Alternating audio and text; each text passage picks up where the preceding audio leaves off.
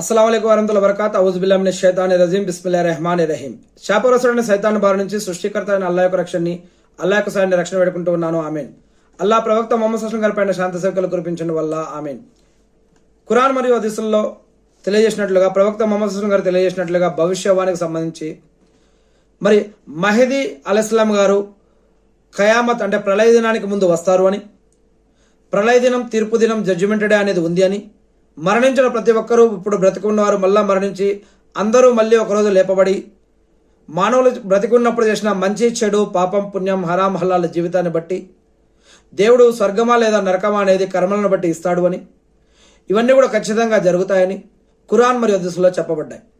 మరి ఈ యొక్క ప్రళయ దినానికి, తీర్పు దినానికి, జడ్జిమెంట్ డే కంటే ముందే ఒక ఇమాం మహదీ అలైహిస్సలాం వస్తారు అని, ఈయన ఒక ప్రళయానికి సూచనగా వస్తారు అని, ఈయన వచ్చిన కాలంలోనే మరియమ్మ కుమారుడైనటువంటి ఈసా అలైహిస్సలాం గారు రెండవ రాకడలో ఆకాశాల నుంచి మళ్ళా తిరిగి భూమి నుంచి మళ్ళా దిగి వస్తారు అని ఆయన మరి ఈ యొక్క విషయాలన్నీ ఖురాన్ మరియు హదీసుల్లో అనేక విషయాలు చెప్పబడ్డాయి.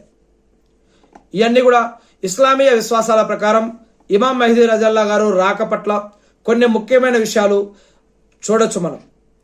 ఆయన ఖయామత్ ప్రళయం యొక్క సూచనగా, మరి ఆయన ఒక ముస్లింలందరినీ ఒక సరైన దారిలో పెట్టడం కోసం అల్లా పంపే ఒక గొప్ప నాయకుడిగా, ఒక వక్తగా ఆయన రావడం జరుగుతుంది అని హదీసుల ఆధారంగా ఇమాం మహదీ గారి గురించి కొన్ని అంశాలు కూడా చెప్పబడ్డాయి. ఆయన యొక్క వంశం పేరు, ఆయన ప్రవక్త ముహమ్మద్ సల్లల్లాహు అలైహి వసల్లం గారి వంశానికి చెందిన వారే ఉంటారు అని, బీబీ ఫాతిమా రజల్లా గారి యొక్క సంతతి నుండి ఆయన వచ్చే అవకాశం ఉందని, ఆయన పేరు ప్రవక్త గారి పేరులాగా మొహమ్మద్ అని, ఆయన తండ్రి పేరు అబ్దుల్లా అని, ఇలాంటి అనేక రకాల గుర్తులతో వస్తారు అని, ఆయన వచ్చేదానికంటే ముందు అంటే ఆయన రాక ఉద్దేశం ఎందుకంటే లోకమంతా అన్యాయం, అక్రమాలతో నిండిపోయినప్పుడు ఆయన అటువంటి సమయంలో వస్తారు అని, ఆయన పాలనలో ఆయన పరిపాలించేటప్పుడు ప్రపంచం న్యాయంగా శాంతితోటి విరాజిల్లుతుంది అని, ఆయన కాలంలో భూమి తన యొక్క నిధులన్నిటినీ బయటకు తెస్తుంది అని, ప్రజలు సుఖ సంతోషాలతో ఉండే దానికోసం అప్పుడు చాలా అవకాశాలు ఉంటాయని, ఇలాంటి కొన్ని గుర్తులు చెప్పడం జరుగుతుంది.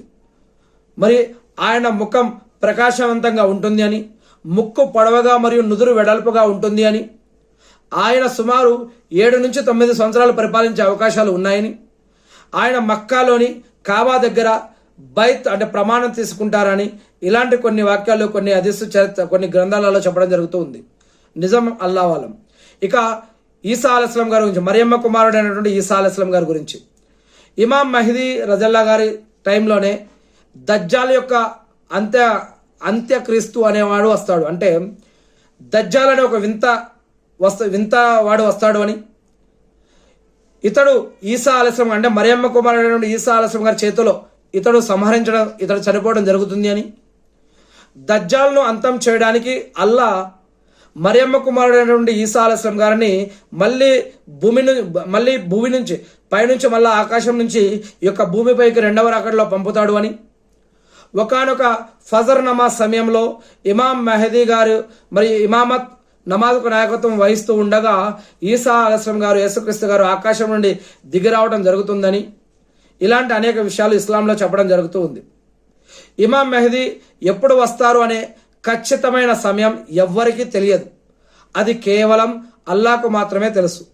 కానీ ఆయన రాక ఒక ప్రళయానికి ఒక సూచన అని, ప్రళయానికి ఒక పెద్ద సంకేతంలో అది ఒక సంకేతమని ఇస్లాం తెలియజేస్తూ ఉంది. ప్రళయ సూచనలు, ప్రవక్త గారి భవిష్యవాణికి సంబంధించినటువంటి వాక్యాలలో ఇది కూడా ఒకటిగా చెప్పడం జరుగుతూ ఉంది.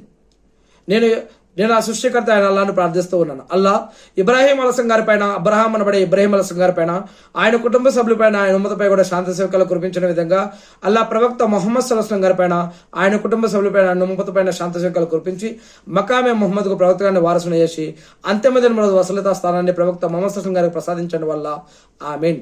అల్లాహు అక్బర్. ఈ యొక్క దజ్జాల్ గురించి మనం ఇంతకుముందే తెలుగు బుఖారీలో, ఖురాన్ మరియు హదీసులో మరియు కొన్ని చారిత్రక గ్రంథాల ఆధారంగా ఉన్నటువంటి కొన్ని విషయాలు మనం ఆల్రెడీ ఇంతకుముందే తెలుసుకోవడం జరిగింది.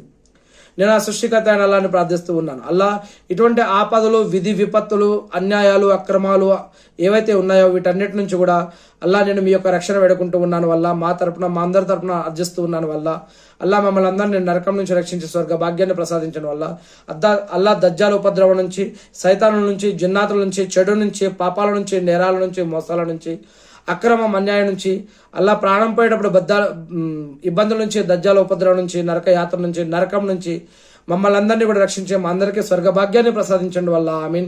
అల్లా మీరు మాపై ఉంచిన బాధ్యతలను నెరవేర్చడం కోసం కావాల్సిన ఉపాధిని, బరకత్ని, రక్షణని, సహాయాన్ని మాకు ప్రసాదించడం వల్ల ఆమీన్. అల్లా మీరు ప్రవక్త ముహమ్మద్ సల్లల్లాహు గారి ద్వారా ఏదైతే జ్ఞానాన్ని ఇచ్చి ఉన్నారో ఆ యొక్క ధర్మ జ్ఞానాన్ని, గ్రంథ జ్ఞానాన్ని, ఇలుముని మేము కూడా తెలుసుకుని, నేర్చుకుని, అర్థం చేసుకుని, గుర్తుపెట్టుకుని వాటి ప్రకారం మేము జీవిస్తూ మిమ్మల్ని ఆరాధిస్తూ తెలియని మా సోదరి సోదరులు కూడా తెలిపే భాగ్యాన్ని మాకు ప్రసాదించండి వల్ల ఆమీన్. అల్లాహు అక్బర్.